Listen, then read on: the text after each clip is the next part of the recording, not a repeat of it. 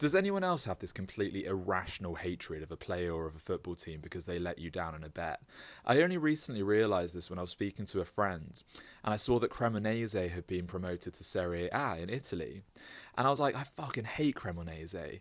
And my friend was like, why? And I said, honestly, I don't know, but I was thinking back to my gambling days and they must have let me down at least half a dozen times when I placed bets on them. And so now, all these years later, I hate them. And it was the same in tennis. There was one player in particular, Casper Ruud, who every single time I placed a bet on him, he would let me down. And I hated him for years. It was completely irrational. And now I actually watch his tennis and I think he's a fantastic player. He's great to watch and that hatred has gone away.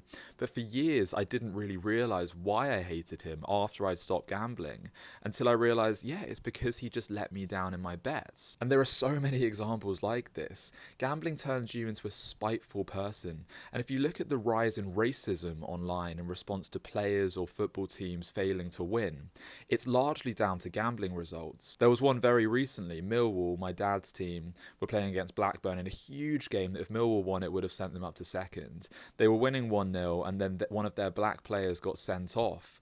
And it cost them the game, and it obviously cost a lot of people their bets, clearly, because he then got a barrage of racist abuse online. The club were appalled by it, and these reported incidents were from different countries. They weren't Millwall supporters, despite the reputation. These were people who had been let down in their bets, and it's completely rife in tennis in particular. Tennis players getting horrific abuse because gamblers had failed to win their bet. But as I say, this is what gambling does to people. I can't say I ever sent abuse to a player or to a team, but it consumes you. You're putting your livelihood and your quality of life on the line.